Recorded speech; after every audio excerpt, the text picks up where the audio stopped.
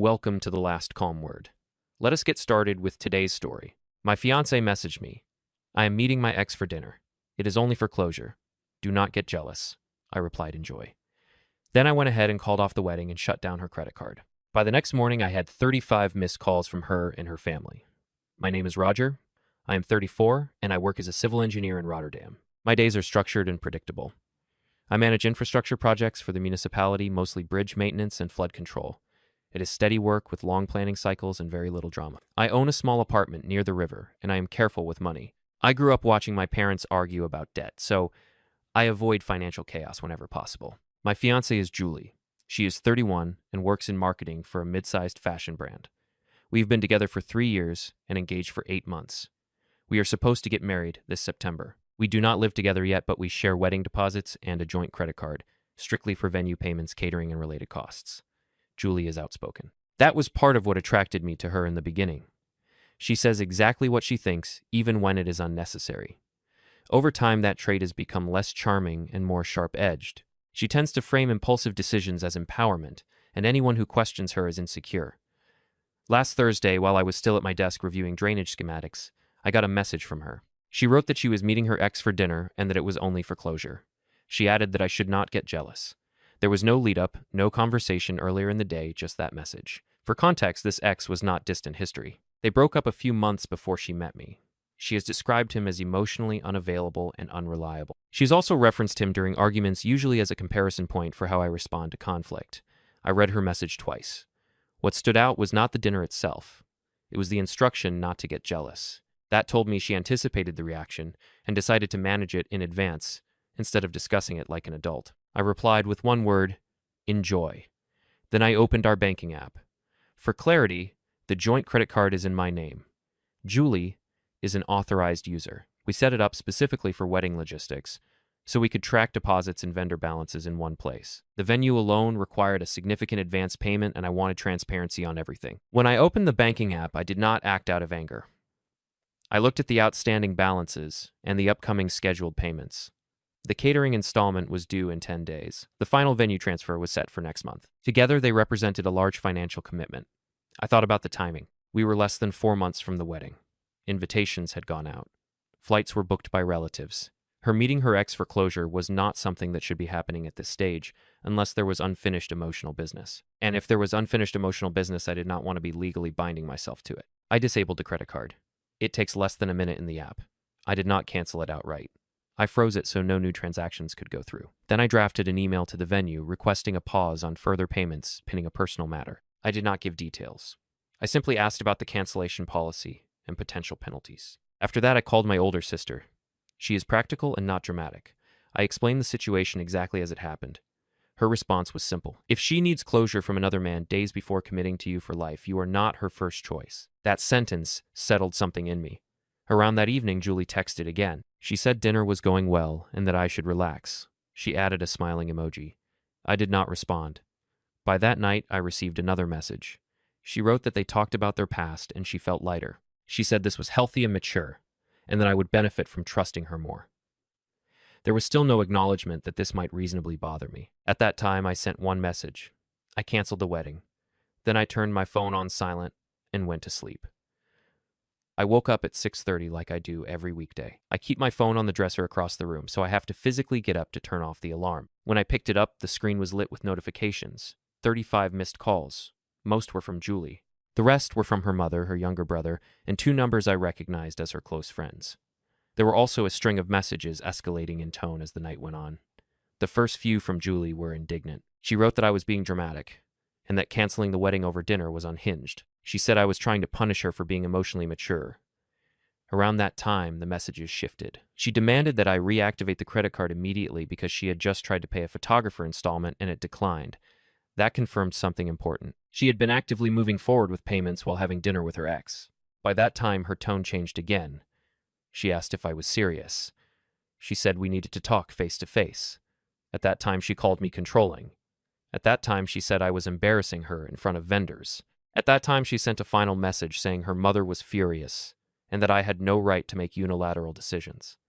I made coffee and read everything twice before responding to anyone. I did not call her back immediately. I first logged into the venue portal and formally submitted a cancellation request. There was a penalty, but it was manageable, because the contract is under my name. The communication had to come from me. That was intentional from the beginning. I handle legal documents carefully. At that time, I sent one message to Julie. The wedding is canceled. The card is frozen. We will meet today at 1800 hours in a public place to discuss returning deposits and personal items. I did not justify myself. I did not argue. I gave logistics. Within 2 minutes, my phone started ringing again. I did not pick up when she called. I wanted the first real conversation to be controlled, and in person, not a shouting match at 7 in the morning while I was trying to get dressed for work. At that time, she sent a voice message instead. I did not play it immediately. I prefer text because it forces clarity, but the transcription preview showed enough. She said I was humiliating her and acting insecure over nothing. She repeated that it was only closure, and that adults are allowed to have conversations with their past. What she did not address was timing. Closure is something you pursue before accepting a proposal, not 4 months before a wedding with deposits paid and families involved. Her mother called next. I answered that one. She opened with, "How dare you?" No greeting, no question. She said Julie was devastated, and that I was sabotaging my own future over jealousy. I listened without interrupting. When she paused for breath, I explained calmly that I was not comfortable marrying someone who felt the need to have dinner with an ex for emotional resolution at this stage. She responded that I was being controlling and dramatic. I said, "This is not about control. This is about standards." Then I ended the call.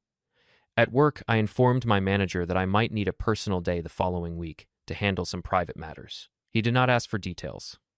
I have a reputation for being steady. That helps in moments like this. Around that time, Julie sent a longer message.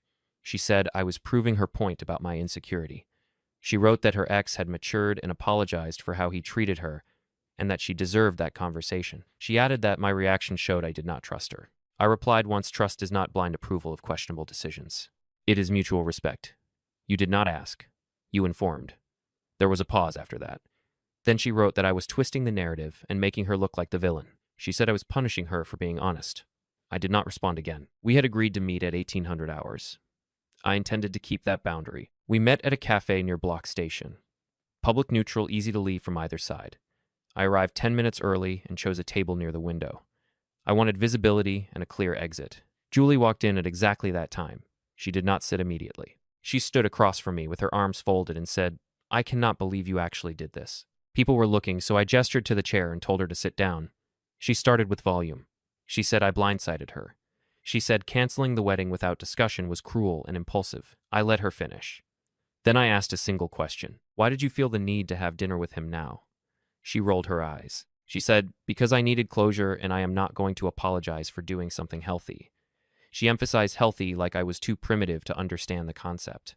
I asked why that closure could not have happened 3 years ago, or before you said yes to my proposal, or at any point before deposits were paid. She said timing is irrelevant. Emotional growth does not follow a calendar. That is when the dynamic became clear. To her, the relationship was flexible, something that could absorb any decision she made as long as she labeled it mature. To me, engagement is a commitment that narrows certain options out of respect. I explained that my issue was not jealousy. If she had told me months ago that she wanted to process unresolved feelings, we could have had a conversation, but informing me hours before dinner and instructing me not to get jealous felt dismissive. She laughed, actually laughed. She said, "You are proving you are insecure by reacting like this." I told her calmly that I do not compete for emotional priority. If she needed validation from an ex to move forward, then she was not fully forward with me. Her expression shifted slightly at that. For the first time, she seemed unsure. Then she said something that confirmed my decision. She said, "You were supposed to fight for us, not just walk away." When she said I was supposed to fight for us, I asked her what that actually meant. She said it meant pushing back, getting angry, demanding she cancel dinner, showing passion instead of shutting things down. She framed my decision as cold detachment, like I failed some emotional test she never told me about. I told her I do not audition for stability. If someone tests loyalty by creating insecurity, that is not something I participate in. She leaned back and said, "This is exactly what I mean. You are so rigid. Relationships are messy. You cannot just apply engineering logic to feelings. I work in engineering. Yes, I assess risk. I build contingencies. I do not ignore warning signs because something is emotionally complicated." I explained that canceling the wedding was not about punishing her. It was about alignment. We clearly have different definitions of commitment. She believes engagement still allows emotional loose ends to be explored. I do not. She asked if I thought she cheated. I said that is not the point. Trust is not only about physical boundaries, it is about priority. When you schedule dinner with an ex and instruct your fiancé not to get jealous, you are positioning his reaction as the problem, not your decision. She went quiet for a moment. Then she pivoted. She said her ex had told her he regretted losing her. She admitted that hearing that felt validating. She said it made her realize how much she had grown. Then she quickly added that it did not mean she wanted him back. That detail mattered more than she understood. I told her that validation from a former partner days before a wedding is not neutral. It introduces comparison, and comparison erodes clarity. She said I was overanalyzing. She said she chose me. So what was the issue? I told her choosing me should not require ongoing evaluation against someone else. At that point, she changed tone again, softer. She said we could fix this. She asked me to unfreeze the card and reinstate the wedding while we talk things through. I shook my head. Financial commitments are not leverage. Once I made the decision, I followed it through. Her face hardened. She said, "You are really going to throw away 3 years over one dinner?" I told her it was not about one dinner. It was about what the dinner represented. 3 years together is not erased by a single event, but it can be clarified by one. Major decisions reveal priorities. They expose how someone weighs risk and respect. She said I was dramatizing a normal situation. She insisted that adults can have contact with ex-partners without it meaning anything. She said I was living in some outdated rulebook. I agreed that adults can speak to former partners. But adults who are 4 months away from a wedding usually discuss that decision beforehand. They do not announce it hours before and attach instructions about how their fiancé should feel. She accused me of wanting control. I corrected her. I want predictability and mutual consideration. If she had said she was uncomfortable with me having dinner with a former girlfriend days before our wedding, I would not have done it. Not because I am controlled, but because I prioritize the relationship. She went quiet again. Then she shifted strategy. She said maybe she handled it badly. She admitted that telling me not to get jealous was dismissive, but she said my reaction was extreme. She asked if I had already been looking for an excuse. That question told me she still did not understand. I explained that I am not reactive. I am decisive. When I see a structural crack in a foundation, I do not wait for the building to collapse. I address it. She looked frustrated. She said relationships require forgiveness. I said forgiveness applies to mistakes. This was not a mistake. It was a choice. She then said something that changed the temperature completely. She said, "You are going to regret this when you realize no one else will put up with how emotionally distant you are." That was not grief. That was ego. I stood up. I told her we would settle the remaining deposits according to what is refundable. I would transfer her share of any returned funds. Personal items could be exchanged through a mutual friend if needed. She did not follow me immediately, but as I reached the door, she said, "You will hear from my father about this." I said, "That is fine." And I left. The next morning, before I even got out of bed, I blocked her.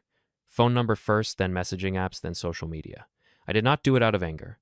I did it to prevent escalation. After a clear decision, prolonged communication only creates opportunities for manipulation or emotional bargaining. Within minutes of blocking her, I started receiving calls from unknown numbers. I let them ring. Then came emails. The first was from Julie. Subject line simply said, "Please." She wrote that I was being extreme and that blocking her proved I could not handle adult conflict. She said couples fight and recover. She said I was abandoning her over pride. I did not respond. The second email was longer. She shifted tone again. She wrote that her father was disappointed in me, that I had embarrassed their family, that guests were already asking questions. She implied that I was responsible for reputational damage. That told me something important. Her primary concern was perception. Around midday, her father called from his office line. I answered that one out of courtesy. He spoke calmly, unlike her mother. He asked if I understood the financial implications of canceling a wedding this close to the date. I told him yes. I had already reviewed the contracts. The penalties were acceptable to me. He then said Julie was emotional and that perhaps I had overreacted. He suggested we take a week to cool down before making irreversible decisions. I explained that the irreversible decision happened when Julie chose to seek emotional validation from her ex days before committing to marriage. My response was a boundary, not a tantrum. He was silent for a moment. Then he said he hoped I would reconsider. I told him I would not. After that call, I blocked his number too. I spent the afternoon contacting vendors, photographer, caterer, florist. Each conversation was professional. Some deposits were non-refundable. I accepted that. Peace of mind has a cost. By evening, I transferred Julie her portion of the refundable amounts. I included a simple note in the transfer description. Settlement complete. No message, no explanation, clean lines. For the first time since that night, my phone was quiet. I assumed things would taper off after the financial settlement. I was wrong. 2 days later, a mutual friend texted me. He asked what happened because Julie was telling people I had a breakdown and canceled the wedding out of nowhere. According to her version, I could not handle that she maintained healthy boundaries with past relationships. That framing was strategic. I replied with a concise summary. She informed me she was having dinner with her ex for closure 4 months before our wedding and instructed me not to get jealous. I chose not to proceed with the marriage. That was it. He responded with one sentence. That sounds different from what she said. I did not pursue it further. I am not interested in narrative wars. People who know me understand my temperament. Later that evening, Julie tried contacting me through a new email address. The tone had changed again. This time it was reflective. She said she felt like I punished her for being honest. She admitted she enjoyed hearing her ex say he regretted losing her. She said it made her question whether she had rushed into engagement. That line stood out not because it hurt, because it confirmed the underlying issue. If you were questioning whether you rushed into engagement, you do that privately before accepting a proposal. You do not explore it through dinner conversations with the person you used to date. She ended the email by saying she never intended to lose me and that she thought I would fight harder. There it was again. The expectation that love equals endurance, that commitment equals tolerating destabilizing behavior to prove devotion. I did not reply. Instead, I packed the few things she had left at my apartment into a small box. A spare jacket, a book, some toiletries. I dropped it off with the mutual friend who had texted me earlier. No note attached. By the end of the week, the silence was complete. No more unknown numbers, no more emails, just quiet. It has been 3 months. The venue refunded part of the deposit. The catering kept theirs. Financially, I absorbed the loss without issue. I adjusted my savings plan and moved on.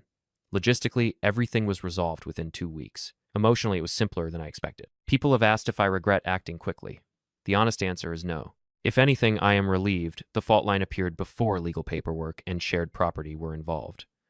Looking back, the dinner was not the first signal. It was just the clearest one. Julie often framed challenges as tests. If I did not react with enough intensity, she questioned my depth. If I reacted too firmly, she called me rigid. The standard moved depending on what validated her in the moment. The message about closure was consistent with that pattern. It positioned me in a defensive role before I had even responded. Do not get jealous implied that jealousy would be irrational. That left no room for reasonable concern. Marriage requires shared definitions, shared boundaries, shared assumptions about what is appropriate without negotiation. We did not have that. About a month ago, I ran into a colleague who had heard the wedding was canceled. He asked if there was a dramatic story. I told him no. There was a misalignment discovered at the right time. That is still how I see it. I have not unblocked her. There has been no final conversation, no attempt at friendship. Clean breaks are cleaner for a reason. If she wanted validation from her past before committing to a future, she is free to pursue that path fully.